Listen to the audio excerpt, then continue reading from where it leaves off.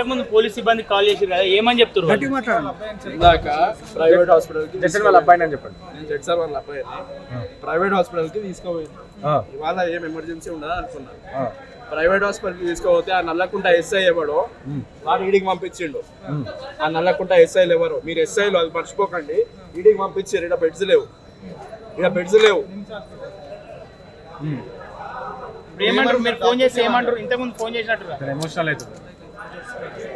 ఏం కాదు మా తండ్రిని తీసుకొని వచ్చి రోడ్ మీద వదిలేసి మిమ్మల్ని వదలరే. ఈ బతుకులు ఏ బతుకున్నారు? ఈ పరిస్థితి అయ్యేది ఈ పరిస్థితి. ఇది చూసిరుగా ఇప్పుడు అబ్బాయి మాట్లాడడానికి కూడా ఇబ్బందిగా పడుతున్నాడు.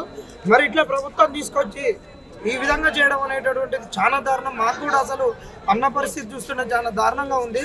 మరి ఇప్పటికైనా చూస్తాడు, మీరు ఇప్పటికైనా స్పందించి తక్షణమే ఇక్కడ ట్రీట్మెంట్ చేయండి, లేదంటే మాత్రం వదిలిపెట్టండి. మేము అందరం చేసుకుంటాం, ఎట్టా ఒకట్లా ట్రీట్మెంట్ ఇప్పించుకుంటాం.